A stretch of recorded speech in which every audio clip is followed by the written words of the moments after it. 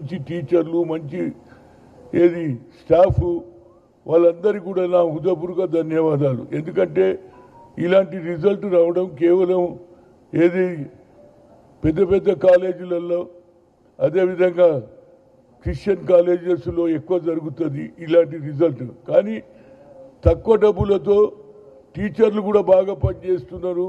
మంచి రిజల్ట్ వచ్చినందుకు వారందరికీ నా హృదయపూర్వక ధన్యవాదాలు. ఇకపోతే ఇవాళ రోజే దీంతో పాటు నేను దామోదరం సంజీవయ్య గారి ట్రస్ట్ చైర్మన్గా గతంలో కేఎస్ఆర్ మూర్తి గారు నా మీద అభిమానంతో నన్ను చైర్మన్ చేయడం జరిగింది. ట్రస్ట్ బీసీ దానికి గవర్నమెంట్ అడ్వైజర్గా ఇచ్చారు కాబట్టి వారికి నా హృదయపూర్వక ధన్యవాదాలు. దీంతో పాటు నాకు ఆలోచన వచ్చింది. అందులో నాకు నెలకు ₹1,00,000 జీతమయ్యా. నా ఉద్దేశం ఏమిటంటే 12 నెలలు అంటే 2 years వరకు ఉంటుంది కాబట్టి ఈ 2 yearsలో 1 year కంప్లీట్ ఎవరికి హనుమాన్ వైవిశాల పేద విద్యార్థులు ఎవరైతే కట్టలేని పరిస్థితుల్లో 10,000 కడతాము లేకుంటే 15,000 కడతాం వాళ్ళకు ఈ ₹1,00,000 ఉపయోగించుకోవాలని నేను ట్రస్ట్ చైర్మన్గా కోరుతున్నా. రెండోది, ఏ దామోదరం సంజీవయ్య గారు నీతి నిజాయితీగా అందరూ రాజకీయాల్లో రావడంతో కోట్లు సంపాదిస్తారు. కానీ ఆయన నీతి నిజాయితీ పడు చదువుకున్నటువంటి ఆర్థికవేత్త, 2 సార్లు ఏఐసిసి అధ్యక్షుడుగా అదేవిధంగా రాష్ట్రానికి ముఖ్యమంత్రి అయిన వ్యక్తి. ఆయనకు తప్పనిసరిగా న్యాయం జరగాలని నేను ఆయన స్మృతి భవన్ కట్టియాలని చాలా రోజుల నుంచి ఆలోచన చేస్తున్నా. అదే చంద్రబాబు గారు ముఖ్యమంత్రిగా ఆయనని అడిగాను. అదేవిధంగా ఎవరు పవన్ కళ్యాణ్ కూడా అడిగాను.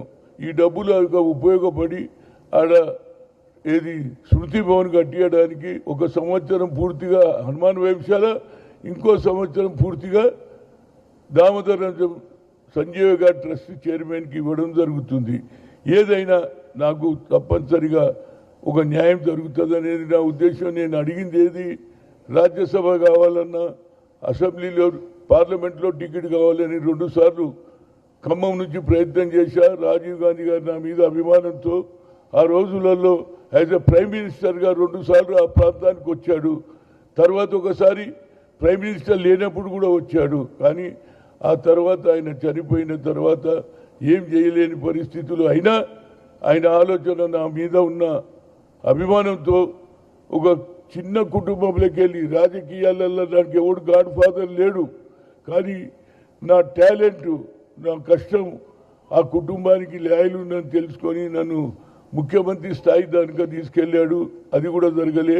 లాస్ట్ డేస్లో చెప్పాడు, ఏదైతే విశాఖపట్నం నుంచి పెరంబూరు పోయేటప్పుడు, Hanumanth after parliament elections will be over, I will make you CM అన్నాడు. ఆ రోజు నుంచి నాకేమి లేదు. కానీ నేను ఆ ప్రాంతంలో పనిచేయాలని అన్నాను. కానీ దురదృష్టవశాత్తు 2 సార్లు రాలేదు.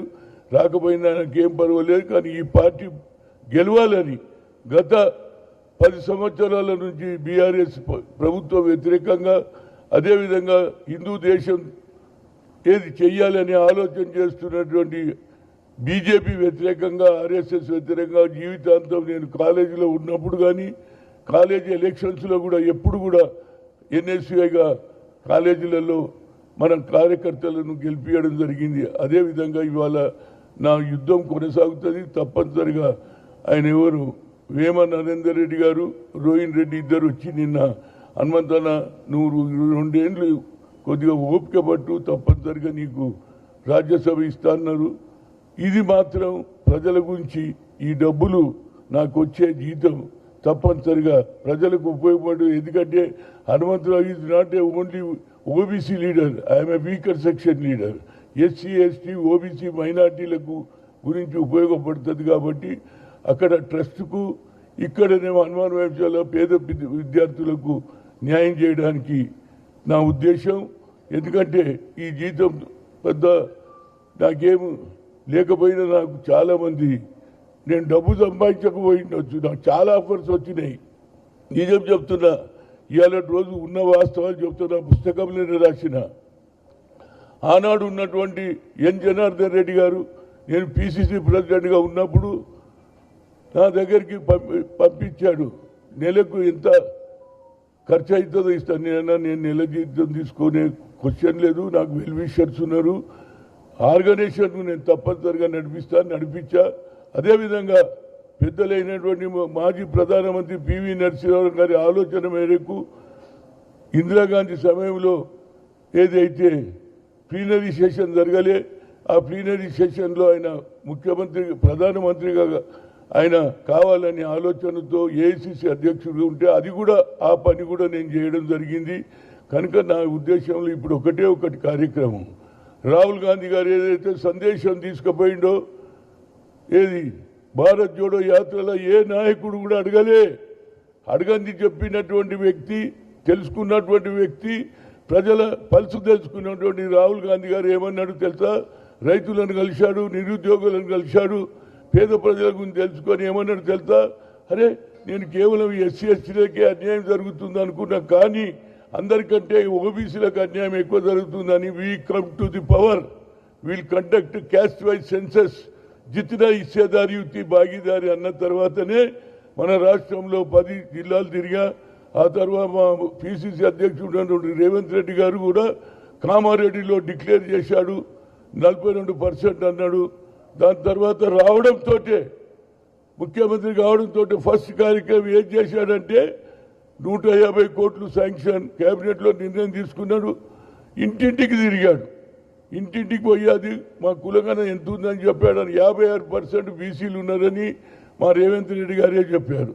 కానీ ఇవాళ గతంలో నేను ఓబీసీ ఎంపీస్ కన్వీనర్గా దేశంలో ఉన్నప్పుడు నరేంద్ర మోడీని 3 సార్లు కలిసినానండి. ఒకసారి 42, ఒకసారి 64, ఒకసారి 85 మంది. సార్ మాకు అన్యాయం జరుగుతుంది, మా జనాభా మోర్ దాన్ 60% ఉంటుంది దేశంలో.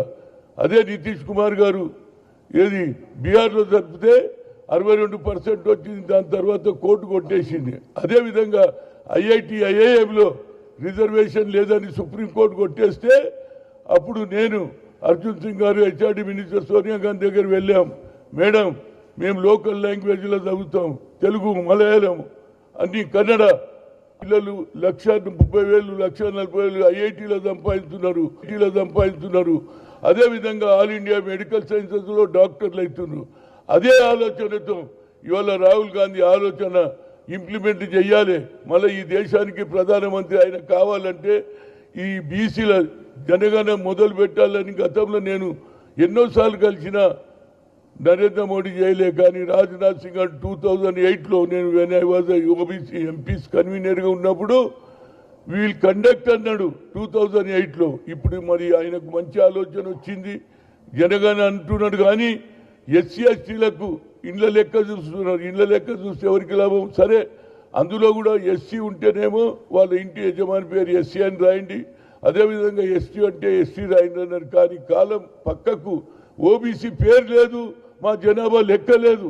కనుక తప్పనిసరిగా ఈ రాష్ట్రంలో మొట్టమొదటి వ్యక్తి రేవంత్ రెడ్డి కులంగా జరిగిన యావత్ భారతదేశంలో. అదేవిధంగా అదే రాహుల్ గాంధీని పిలిచి ఇక్కడ తెలంగాణలో మొట్టమొదటి బీసీ మీటింగ్ పెట్టి ఎప్పటి వరకు అయితే ఆయన వస్తుడు 10వ తేదీ నాడు నేను ఆయనకు లెటర్ రాస్తున్నా, నరేంద్ర మోడీ నువ్వు ఓబీసీ ఉండి కూడా నువ్వు ఓబీసీలకు న్యాయం చేస్తలేవు, హైదరాబాద్కు వస్తున్నావు కనుక రాకముందే మా కులగన అందులో ఇన్క్లూడ్ చేయకపోతే తప్పనిసరిగా హనుమంతరావు ప్రజల మనిషి తెలంగాణ గురించి ఎంతోమంది ప్రాణాలు అర్పించినారు, ప్రాణాలు కోల్పోయారు, జైలుకు పోయారు. అదేవిధంగా నేను కూడా తప్పనిసరిగా ఆయన 10 లోపల ఈ ఆలోచనలో మార్పు రాకపోతే నేను ఆభరణ నిరాదీక్ష చేస్తాను. ఏదన్నా కానీ అప్పుడన్నా నరేంద్ర మోడీ ఆలోచనలో మార్పు రావాలి. అమిత్ షా బాబాసాహెబ్ అంబేద్కర్ను పార్లమెంట్లో అవమానం చేస్తాడు, 6 సార్లు పేరు ఎత్తుతాడు. అరే ఆయన భగవంతుడు, అరవై భగవంతుని చేస్తాడని మీరు స్వర్గానికి పోతారన్నాడు. అటు నరేంద్ర మోడీ ఆలోచన ఏ విధంగా ఉన్నదని తెలిసాలంటే తప్పనిసరిగా ఈ కులంగనలో మాకు చేర్చకుంటే మళ్ళీ 100 సంవత్సరాలైనా మాకు న్యాయం జరగదు బాబు. మొన్న లోకల్ బాడీలో జరిగితే 52% సర్పంచులు గెలిచారు. అదేవిధంగా ఎక్కువ సంఖ్యలో చైర్మన్లు, వైస్ చైర్మన్లు. మా అధికారాన్ని ఓట్లో మోర్ దాన్ 60% ఎక్కువ జనాభా లెక్కలు ఎందుకు చేయరని ఆయనకు లెటర్ రాస్తున్నా, ఆయన 10కి లోపల వచ్చే లోపల ఈ నిర్ణయం తిరగకపోతే I will take indefinite hunger strike. And anyhow, I want to thank to the Chief Minister and also కార్యకర్తలు కూడా. నేను పదవి గురించి రాలేదురా, 12 ఏళ్ల నుంచి నేను కొట్లాడుతున్నా కార్యకర్తల గురించి.